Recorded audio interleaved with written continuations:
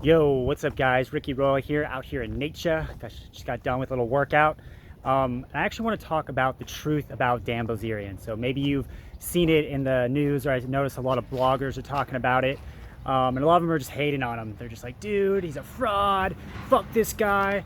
And I actually want to use Dan Bilzerian and what's going on with him as a case study for you. So as you rise to the top and build your kingdom as an ambitious, young, conscious alpha, you can learn from other people who are ahead of you to avoid the pitfalls and the traps of being a guy who builds his own empire, right?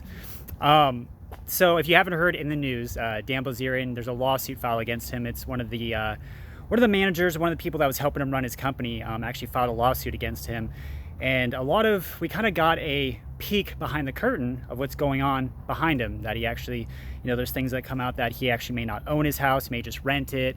And the perception of him being this alpha male is kind of bleeding through, where guys are being like, what the fuck? And they feel betrayed. And just all this hate is being sent his way. And maybe some of it's true, maybe if it's not, I don't know.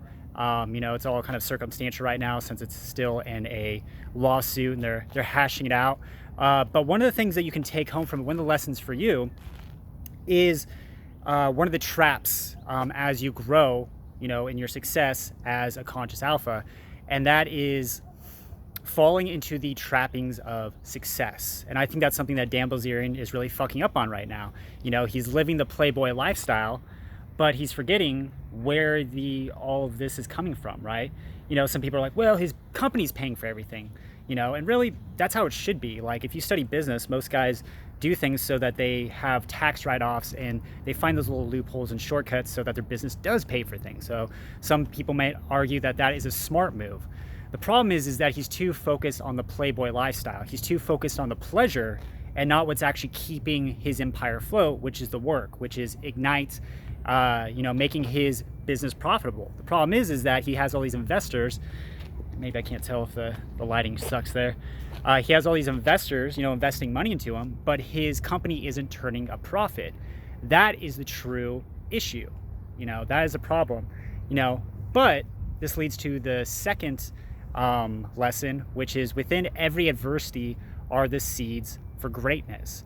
So if Dan Bilzerian were to turn this around, right, and start focusing on being like, you know what, I got to put my focus on the company, building that up, blowing that up, making it turn a profit, making my investors happy, then people's perception would change of him because he would grow into the next version of him.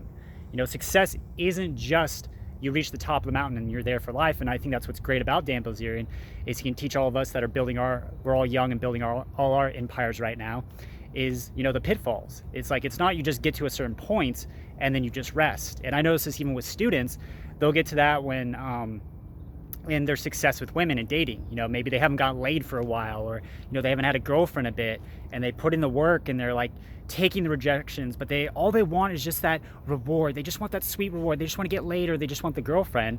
And so what do? They settle for the first girl that gives them a little bit of attention, that hooks up with them or whatever, and then they settle instead of going for greatness, right? They stop right there. So for you, take it as a lesson. Where are you fucking up? Where are you getting sucked into the trappings of success? Is it women? Is it the money? What is it that's slowing you down and keeping you from being that guy who originally leaned into his edge and got what he wanted? Okay. And then two, maybe you are going through adversity, right? In adversity, that means it's time to grow. It's time to grow to the next level of you, and you got to use it as a lesson to detach from what people think of you. People's thoughts and opinions of you are like the wind. One day they love you, and one day they hate you. It's the I don't know, the dark side of the audience, right? Because part of us always wants approval, but you realize that if you're just going after approval, you'll just be whipped around like the wind, like a leaf in the wind, because people's opinions always change, and then you'll actually find that you will be needy. Where the alpha, he doesn't give a fuck, right? He grounds himself in his own self-love, and then he focuses on his higher purpose, learns from failures, because failure is just part of the game. It's a rite of passage, right? And then goes for what he wants.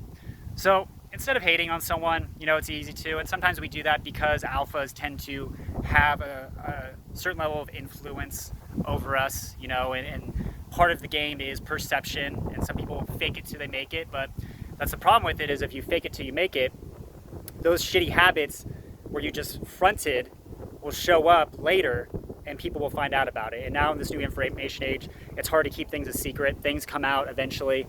So you might as well, if you're gonna fake it till you make it, actually build the core fundamental skills that are gonna get you there and maintain your kingdom, your goals, your lifestyle, whatever that looks like, so that it doesn't get thrown back at you. And maybe that's gonna take a little bit longer, and that's why guys don't. They always try to look for that quick fix or that quick solution, that quick hack, but really it's gonna bite you in the ass later. So might as well put in the hard work now, go through it, but then once you get there, it's going to maintain itself. It won't fall apart so easily.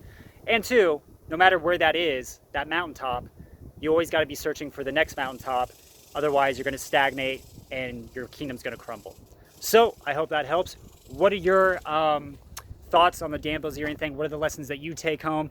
I don't want to feel full of a bunch of hate. I don't really care, like, oh, well, he lied to us or whatever. It doesn't really matter. Like, be your own hero. But what are the lessons that we can take home that you think that we can learn from this case study? Hope to hear from you soon. Peace, my friend.